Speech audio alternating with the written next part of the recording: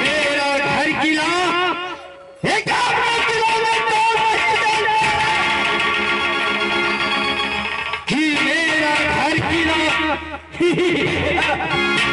मेरा घर किला राज दिल्ली का है भैया। और जब बच्चा रोता है तो उसको माँ बोलती है बेटा सो जाओ, वरना ये पृथ्वी चौहान आ जाएंगे। मेरा नाम भैया राज चौहान, पृथ्वी चौहान है। मैंने अपने डाक बंगला पे आया हूँ तो ना जाने ये मंत्री ने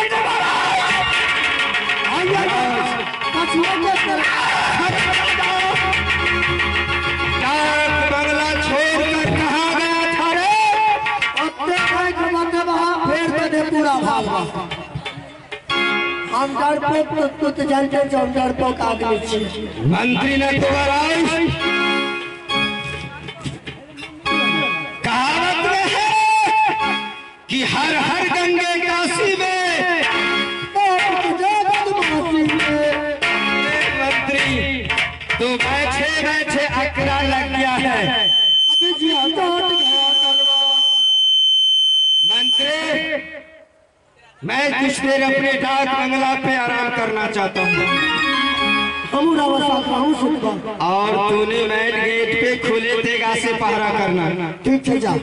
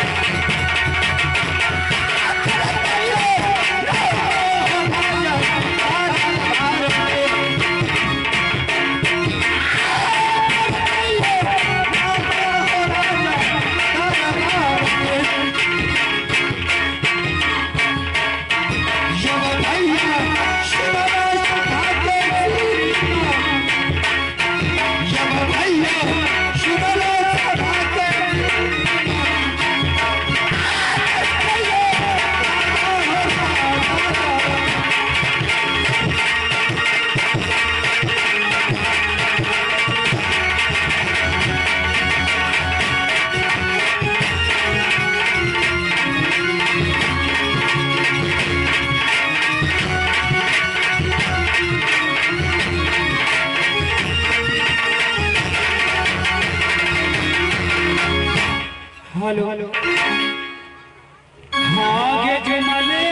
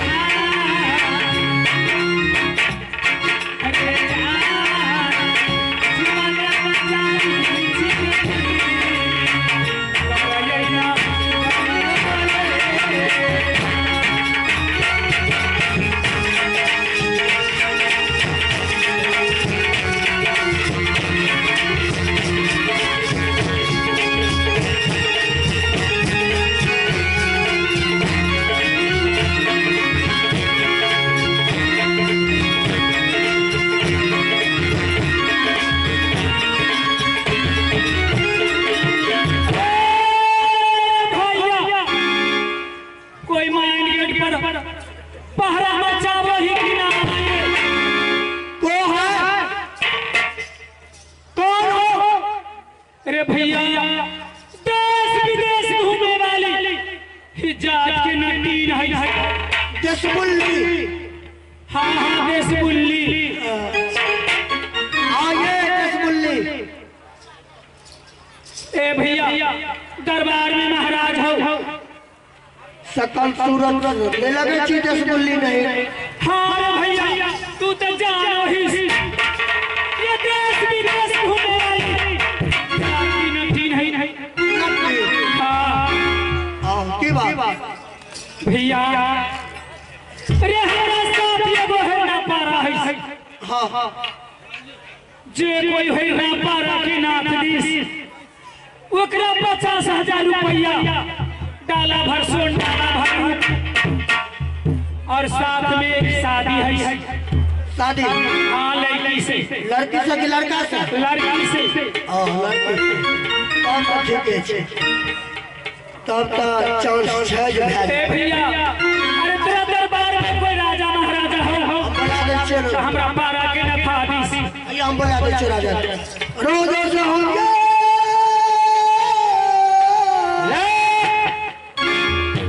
ऐसे क्यों चिल्लाते हो, क्या बात है? रोजा चला दूं खंजर? जीवा बचवा तो 1 साल का है। बोलो मंत्री क्या बात है? कौन है ये? वो देशमुल्ली है। क्या? देशमुल्ली। वो क्या होता है? नट्टी। किस लिए आए हैं? वो देशमुल्ली का बच्चा है नट्टी। वो कल के मेरे पास एक भैंसा है। भैंसा? बोलो आगे। अगर एक मालिक बोलो। ई जो मरता ई सारा बस झिंगुर बनते गाछी में देख भर दिन के तो जो बिना पैसा के ड्यूटी करे छे बेगर पैसा ये हो साहब बोलो आगे क्या बात है? ओकरा एगो भैंसा मतलब पारा छै। ओकरा जे कोई नहीं देते तो 50,000 नगद कैश। हेलो तब 3 गो मोबाइल किनबे। तो जाओ नाथ दो। एक डाला सोन एक डाला रूप बुझ गल। अब की बेकार में तिलक में रहल छै। तो जाओ नाथ दो ना। तो मुझे किस लिए बुलाए हो? साथ में एगो सुंदर लड़की। लड़की तू जान जान। अरे मुझे तो शादी हो चुका है, तो मैं शादी कै बार करूंगा? अब करबो तो किराया पर लगेबो। किराया पर? अब तो बहुते ट्रेन किराया पर जाय छै। देखो मंत्री, ना मुझे शादी करना है ना मुझे पैसा के लालच है।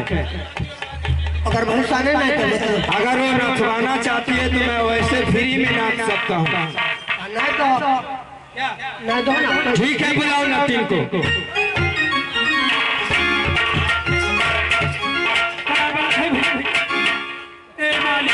राम राम राम राम राम। बड़ा मुसीबत में हम आई।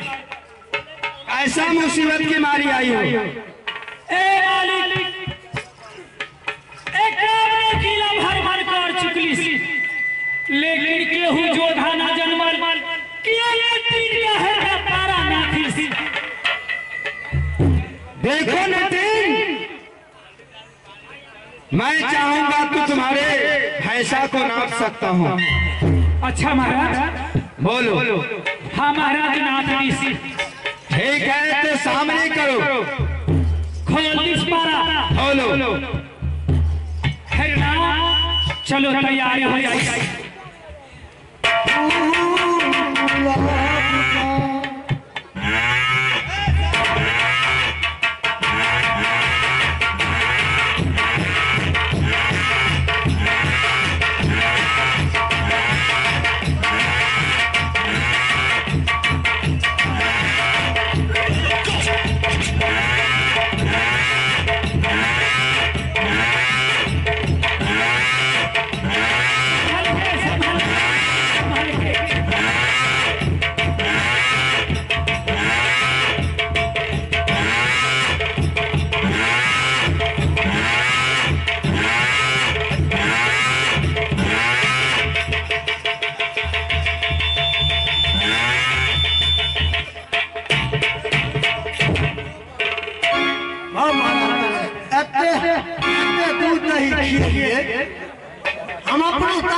से खिया दे मोटगोरे धसकर से कामयाबे नहीं। मंत्री न कुंवारा, इस भैंसा को तो बहुत ताकत है, इसको एक ही वीर नाच सकता है, वो राज महब्बा को रहने वाले रुदल सिंह से जोधा भर के नहीं है। क्यों अपना दिल्ली के साथ पर लूट लगा? उस टाइम मैं नाबालग था इसीलिए लूट लिया था 7 बार। आखिर तोहर तो राजपाट लूट लगा, हमर की लूट लगे से मालूम छै? कौन सा चीज? काहे लायक नहीं छै? मत कहो हमारी इज्जत। मुझसे तो नहीं हुआ, लेकिन राज महब्बा चली जाओ, राज महब्बा से तुम खाली नहीं लौटोगी।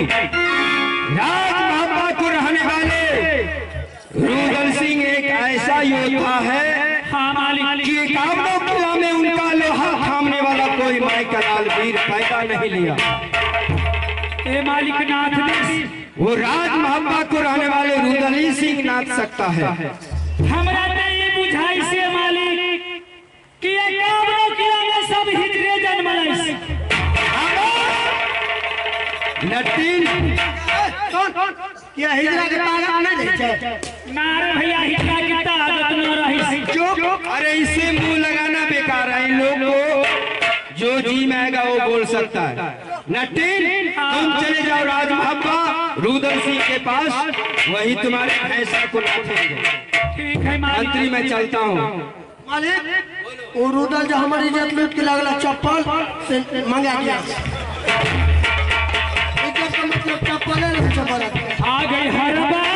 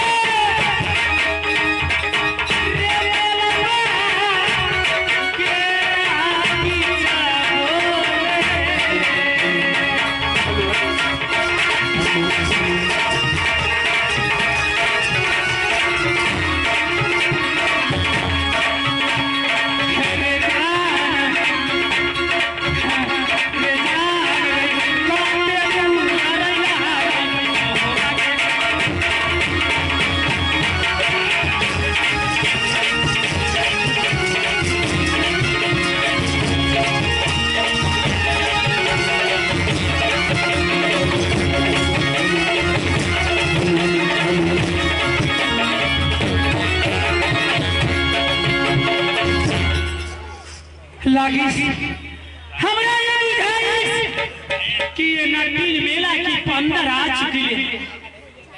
यही मेला है राज महबा की। आई मेला के अंदर में हिरना पारा हम छोड़ दी सही और हम किधरों साइड लेकर के बैठ जाए।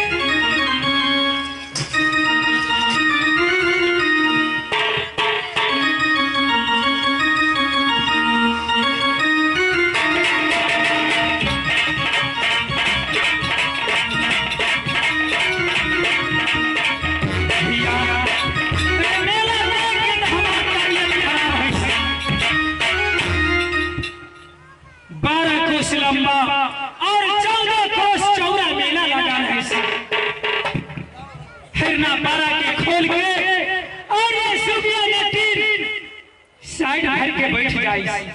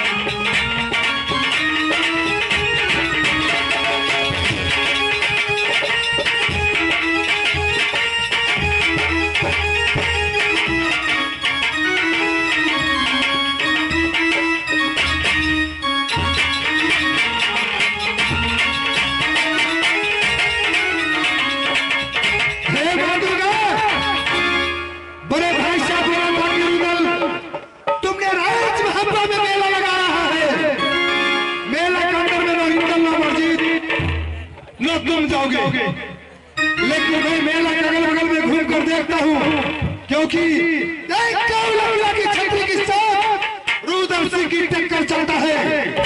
हो नहीं सके कोई राजा आकर मेला में हेमला कर सकता है।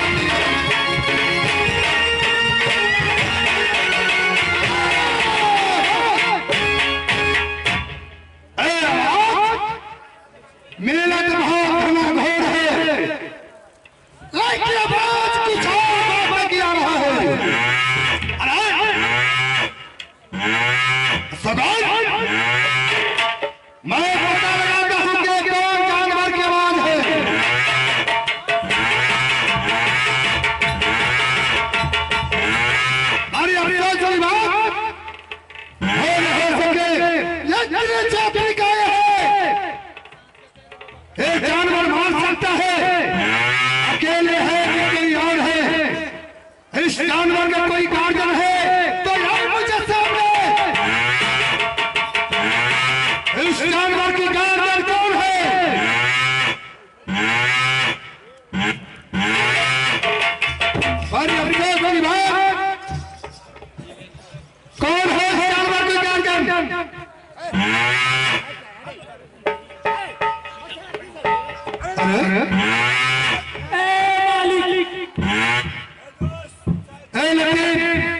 बोली मालिक। इस जानवर की गार्जियन क्या तुम है? हाँ ये मालिक, ये जानवर मेरी है। नटेन, हाँ मालिक। ये जानवर तुम जानती है कि किले का घोर मेला लगा हुआ है। इस जानवर को किस बात से छोड़ दिया मेला में? ही काबरू किलाए में 3 घूम चुकली, लेकिन कोई जो धक्का जन्म ले ली मेरा है मारा की नाथी, और मेरे से डाला भर सोन डाला भर रूप 50,000 रुपया इनाम रख ली। इस फैसला के ऊपर नटेन मालिक, बात तो तुम सच बोल रही है, लेकिन जो था ना